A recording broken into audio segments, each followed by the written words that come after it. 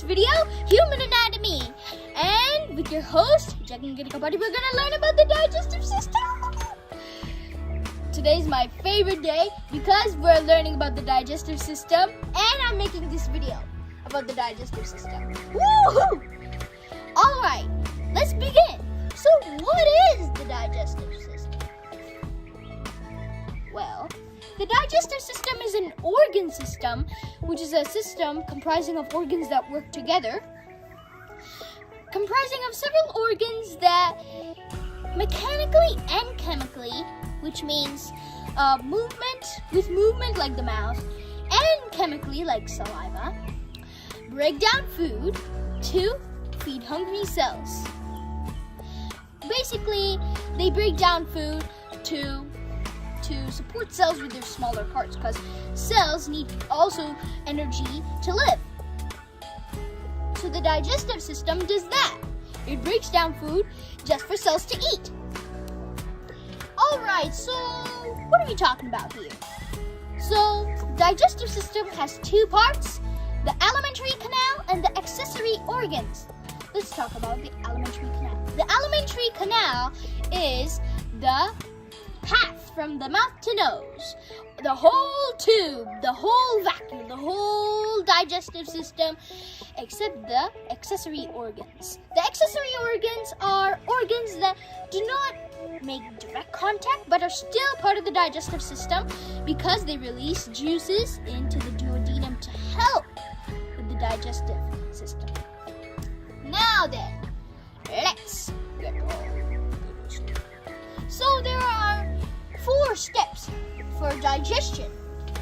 Number 1, indigestion or ingestion. Number 2, digestion. Number 3, absorption. And number 4, excretion. So let's talk about these 4. Number 1, ingestion. You bring food to your mouth. You bring food to your digestive system. You have to bring it. And number 2, digestion. Mechanically and chemically, you break down. Break it down into smaller parts. You break it down and you break the food down into smaller parts that can be fit for your cells. And then absorption, which takes place in the small intestine. So in there, the small intestine absorbs the nutrients that your cells need for energy. It takes around the body and delivers to each every cell in the human body regions. And finally, excretion, which is it's basically like the garbage truck hour of the day. So, excretion means you just take the waste out of the body, the process of taking undigested waste out of the body. Alright then, let's get down the hatch. So, first, fast mode, please.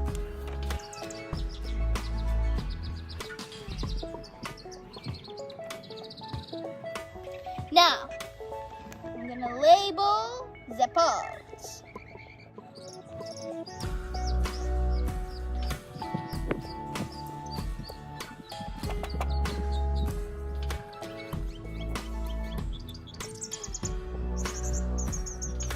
Alright, so let's get down the hatch. First step.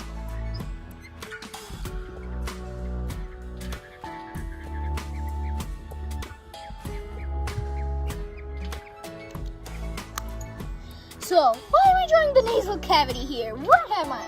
So, how silly am I? You may be thinking, what? Because I'm drawing the nasal cavity, which is a part of the nose and the respiratory system. So if you want to know more about the respiratory system, check out my video. But here, I also drew the mouth and the nose. But why? Because they're both connected, and it's important to discuss the relationships of them so we can discuss about one more useful tip. Starts with a juicy apple. The brain tells your salivary glands next to your mouth to secrete saliva. I'm already getting tasted by the banana. I'm drooling. Then, once the apple pops in your mouth, the teeth start grinding. The tongue starts moving it around so that it could reach every layer of the teeth, incisors, canines, molars, premolars, everything. Then on the back of the throat, I think you notice this when you look in the mirror, there's a little thing that dangles. I hope you can see it now. This is called the uvula. It restricts liquids from getting into the nose. And then your tongue moves to the back of the throat and down it goes. But wait, stop! There are two! There's a fork in the road! Which way should the food go to? The stomach or the lungs? Now this is tricky. Where do you think the food should go? Of course, the stomach. Too easy. But who decides? Who's the police officer that decides which way it should go? The epiglottis. The epiglottis is like a flap that makes way to that closes the windpipe and makes food go to the stomach instead of the windpipe. Because if food goes into the windpipe, choking is really bad. So I'm glad the epiglottis is there inside our bodies. So that is chapter 1, down the hatch. Fast motion, please.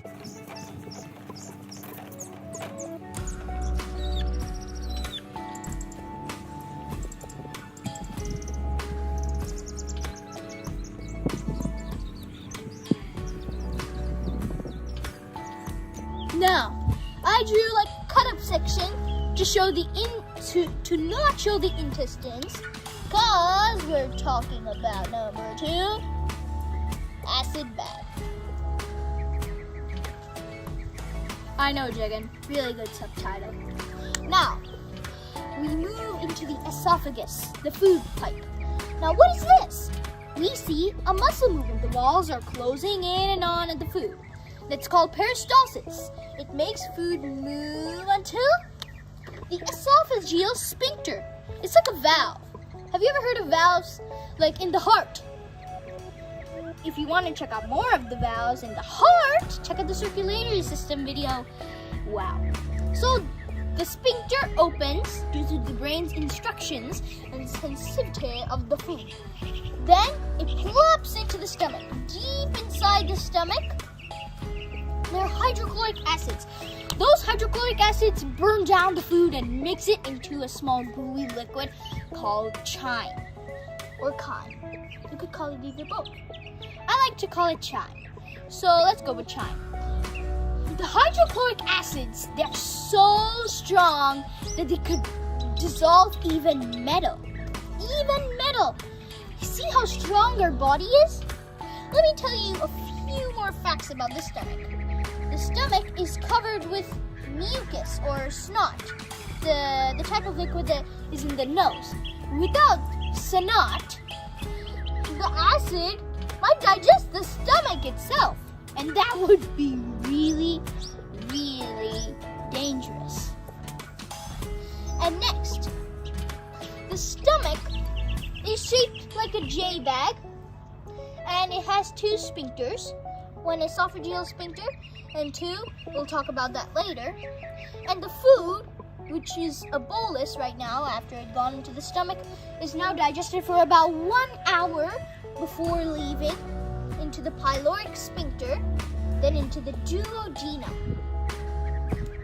So after the duodenum, we have 3 accessory organs that take part here. Wow! Accessory organs already. The liver, which is the second largest organ in the body, number 1 being the skin. So that leaves it in first place for internal organs in the body. Gallbladder and pancreas, which is part of 2 systems. Let's first talk about the liver. L-I-V-E-R, liver. So what is the liver? The liver does more than 500 tasks in your body. You should be very grateful to the liver, because the liver takes out germs, makes new blood cells from recycling bloods, and does even more. And in this case, for the digestive system, Even after all the hydrochloric acid, the stomach still needs a little help. So, inside the duodenum, the first part of the small intestine, the liver makes a chemical called bile.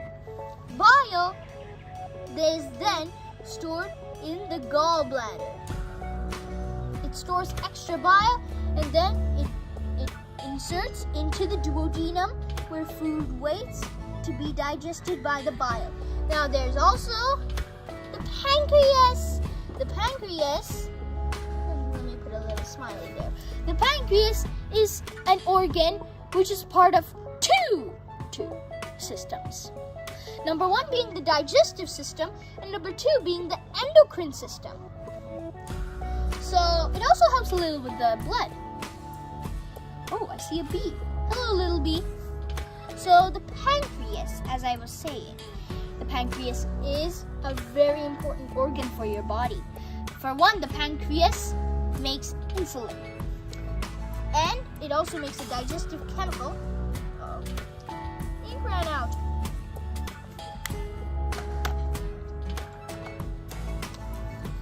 It uses... Come on! Only one I have left. Here goes nothing. Yes! So the pancreas connects its chemical by the pancreatic duct and it moves into the chyme. When the chyme is being fully digested it moves on to its next interview. Fast motion, please.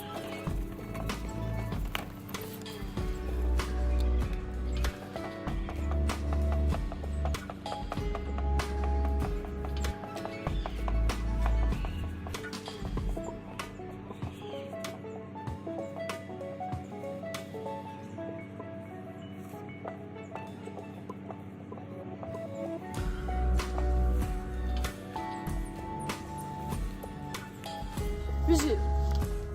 Now, what should I call this? Number 3. Goodness obtained. Great name.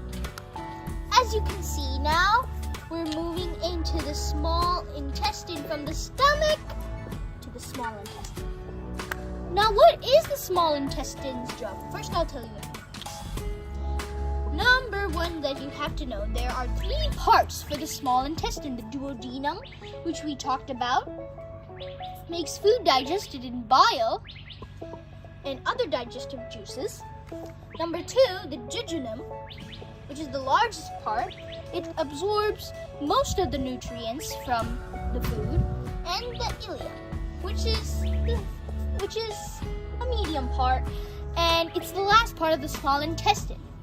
Another fact I want to show you is if the small intestine wasn't coiled up and twisted around in your belly, then it would be about 22 meters long. That's more than 4 adult men standing on top of each other.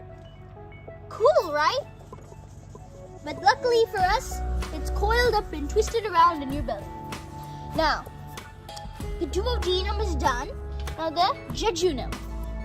The jejunum is where there are tiny, actually all over the small intestine, since they're all over the small intestine, they're tissues. But there are microscopic, I should say, hairs called villi. Inside the villi are capillaries, and when the nutrients catch on, they get absorbed into the blood and all around the body. Isn't that cool? Now, after the villi, we go to number 4. Fast motion, please.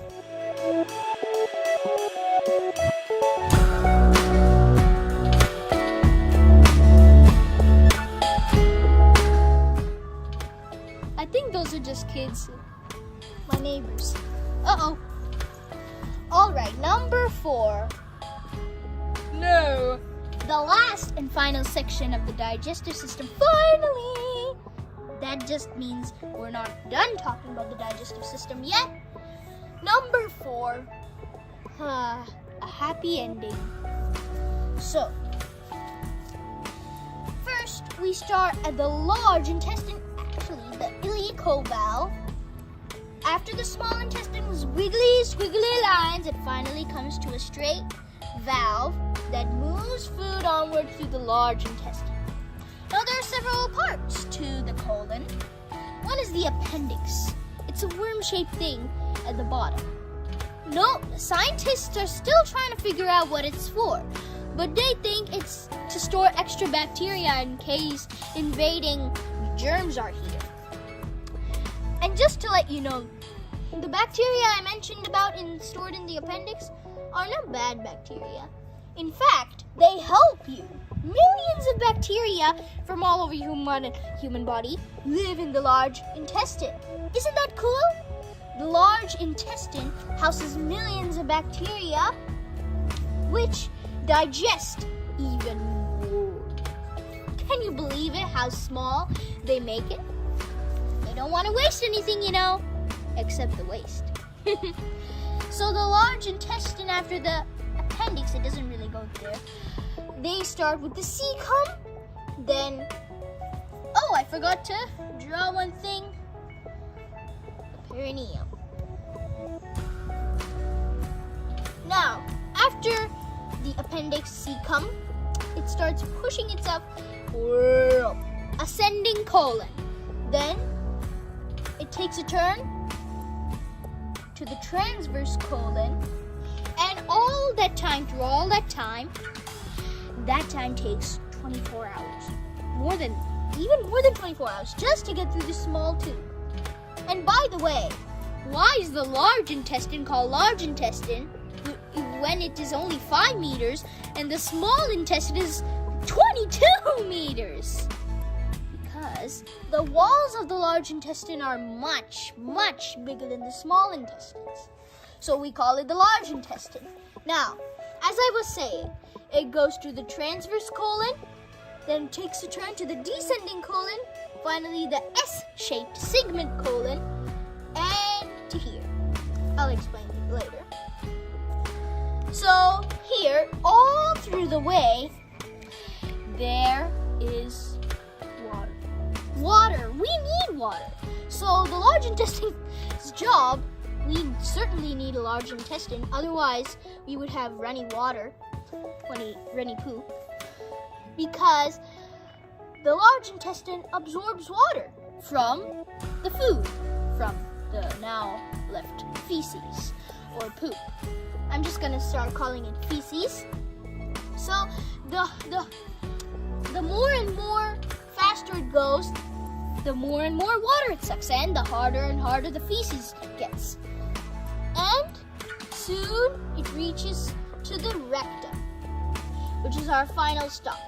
But the large intestine's journey is not over. What happens when we drink water? Does it go through the same path? So in our urinary system video, the kidneys clean water out of the blood and bring it to the bladder. But they say to drink a lot of water. Is it because the kidneys directly suck up water from the mouth? Nope.